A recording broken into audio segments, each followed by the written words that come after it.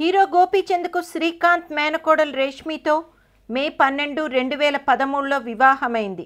వీళ్లకు విరాట్ కృష్ణ అనే బాబు ఉన్నాడు. కానీ గోపీచంద్కి ఇంతకుముందే హరిత అనే అమ్మాయితో ఎంగేజ్మెంట్ అయ్యింది.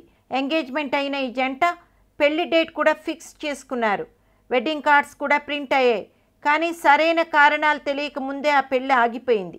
గోపీచంద్ని కారణాలు అడిగితే ఆ అమ్మాయి క్యారెక్టర్ మంచిది కాదు అని అన్నాడంట.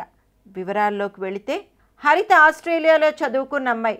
స్వతహాగా స్నేహితుల్లో అమ్మాయిలతో పాటు అబ్బాయిలు కూడా ఉంటారు. ఒక అబ్బాయితో ఆమె క్లోజ్గా ఉండటం ఆమె తప్పని, దానికి కారణంగా చూపించి పెళ్లి క్యాన్సిల్ చేసుకున్నారు గోపీచంద్ ఫ్యామిలీ. ఇంతవరకు కూడా పర్వాలేదు.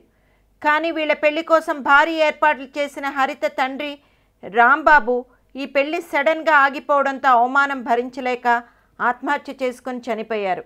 దీనికి మాత్రం గోపీచందే కారణం. హరిత క్యారెక్టర్ బాలేదంటే ముందే ఆరా తీయాలి. ఆ అమ్మాయి గురించిన పూర్తి వివరాలు తెలుసుకుని ఎంగేజ్మెంట్ చేసుకోవాలి.